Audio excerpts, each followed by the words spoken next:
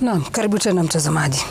Naam, aliwahi kuwaongoza maelfu ya wanajeshi katika mataifa ya Afrika yaliyokumbwa na vita. Alijadiliana na waasi na kusaidia kurejesha amani katika maeneo ambayo yalishuhudia mapigano makali. Naam, tunamzungumzia Luteni Jenerali mstaafu Ismail Daniel Opande. Miaka 21 tangu kustaafu kutoka kwenye jeshi, kamanda huyu wa zamani anaishi maisha ya utulivu katika kijiji cha Mukumu mjini Eldoret. Na hata hivyo, juhudi zake za kuleta amani barani Afrika bado zinaenziwa. Na mwanahabari wetu Walter Nyambaga alikutana na Luteni Jenerali mstaafu Ismail Opande na hii hapa simulizi yake. Katika mazingira haya tulivu ya kijiji cha Mukumu mjini Eldoret, anaishi mtu ambaye jina lake liliwahi kusikika katika medani za vita barani Afrika. Luteni Jenerali mstaafu Ismail Daniel Opande kwa miaka 21 sasa ameishi bila sare ya kijeshi baada ya miongo kadhaa ya kulitumikia jeshi la Kenya kwa uadilifu na weledi. Lakini kabla ya maisha haya ya utulivu, Jenerali Opande alikuwa kiini cha operesheni nzito zaidi za kurejesha amani barani Afrika. Aliongoza ujumbe wa kijeshi nchini Liberia, Sierra Leone, Msumbiji na Nigeria, mataifa yaliyosambaratishwa na vita za wenyewe kwa wenyewe. Where did you fight to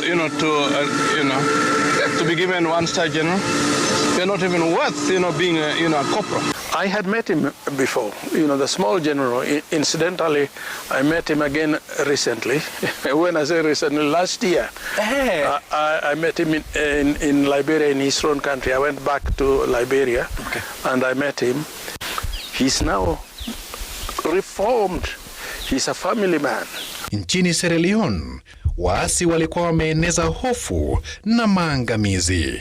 Jumuiya ya kimataifa ilihitaji kamanda dhabiti na mwenye uzoefu. Jenerali Opande alipewa jukumu la kuongoza zaidi ya wanajeshi 17,000 kutoka mataifa mbalimbali chini ya Umoja wa Mataifa. Licha ya changamoto za lugha na utamaduni tofauti, aliweza kuleta mshikamano na nidhamu. Alichanganya udhabiti na diplomasia, au kipenda mbinu ya karoti na fimbo, kuwakabili waasi kwa ujasiri. And I use carrot and sticks. Talk to them and say, look, if peace comes, when we resolve this issue and peace comes to this country, you will also be part and parcel of peace. Utulivu wake na ustadi wa kidiplomasia uliwezesha silaha za waasi kutwaliwa na kusitishwa kwa fedha na silaha zilizokuwa zikichochea vita, na hatimaye amani ikaanza kurejea. You'll find, for example, in Sierra Leone, we had 3 different, rebel groups. They're doing what they're doing. They're disorganizing the country. They are killing, their own people, but they don't want to bring peace, because they enjoy disorganization. Lakini safari hii ilianzia wapi? Jenerali Opande anatoka eneo la Nyanza katika kijiji cha Gendia, kaunti ya Homa Bay.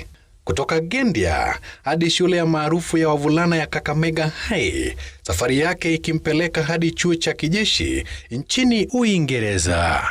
Maandalizi ya maisha ya kulitumikia taifa, akianzia katika kambi la jeshi ya Lanet, kaunti ya Nakuru. I was born in Kendu Bay, Gendia Mission.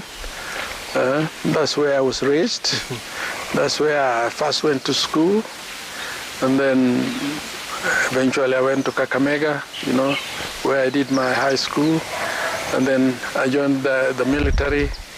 And then that's where I went to the UK and became a military man and came back.